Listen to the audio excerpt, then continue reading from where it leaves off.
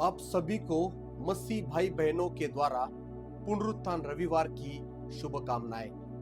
आज दुनिया भर में लोग ईस्टर मना रहे हैं, यानी प्रभु यीशु मसीह के जी उठने या पुनरुत्थान का दिन को वो मना रहे हैं। पुनरुत्थान इतिहास की केवल एक धार्मिक घटना मात्र नहीं है, यह हर इंसान के लिए परमेश्वर का आशा भरा संदेश है। यीशु पृथ्वी पर क्यों आए? बाइबल में लिखा है लूका 19:10 में, मनुष्य का पुत्र खोए हुओं को ढूंढने और उनका उद्धार करने आया है। यीशु इसीलिए आए क्योंकि मानवता पाप के कारण परमेश्वर से अलग हो गई थी।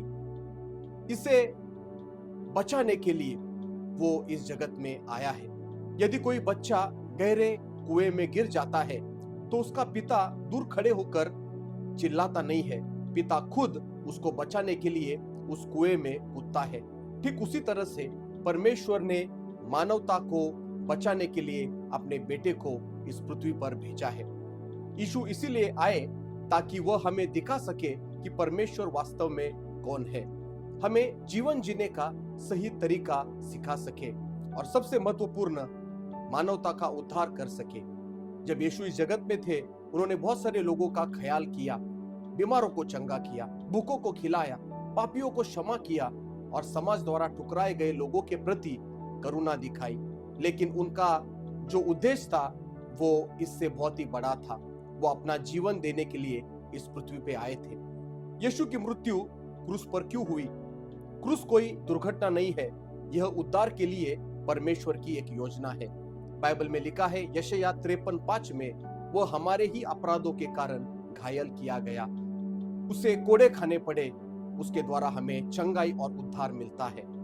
पाप हमें परमेश्वर से अलग कर देता है और पाप का दंड मृत्यु है। लेकिन यीशु ने जो निर्दोष था, हमारे बदले में वह दंड अपने आप पे लिया। एक व्यक्ति बहुत ही बड़ा अपराधी है, अदालत में उसे मृत्यु दंड की सजा सुनाई जाती है और वहां पे एक दूसरा निर्दोष व्यक्ति है, वो कहता है कि इसे आजाद कर दो, इसकी जगह पे मैं सजा काटूंगा।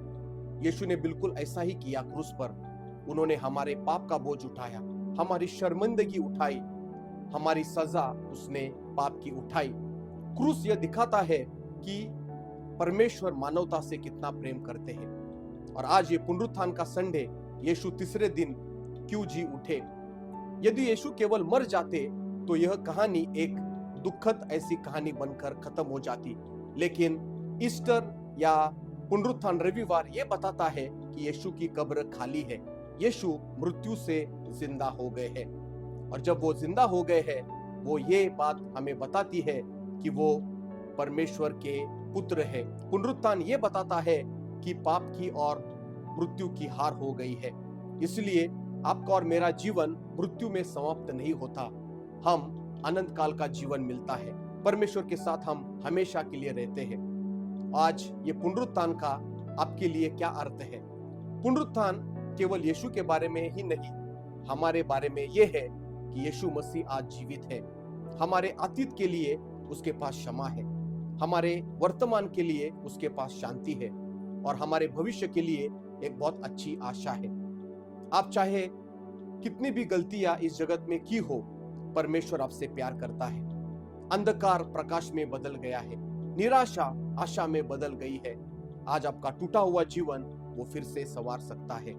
मुझे आपको बताने दो, बाइबल में एक बहुत अच्छा वचन है, परमेश्वर ने इस जगत से ऐसा प्यार किया, अपना इकलौता एक बेटा दे दिया। जो कोई उस पे भरोसा करता है उसका नाश नहीं, उसको अनंत काल का जीवन मिलता है। तो आज परमेश्वर आपसे प्यार करता है और ये आनंद मनाने के लिए हम सारे मसीही भाई बहन आज आपको शुभकामना दे रहे हैं। परमेश्वर आपका और आपके परिवार का भला करे, वो आपको शांति से भरे। यीशु की शिक्षा यही है कि एक दूसरे के ऊपर प्यार करो, एक दूसरे की सेवा करो, एक दूसरे को आदर दो। परमेश्वर आपको आशीषित करे। शालोम।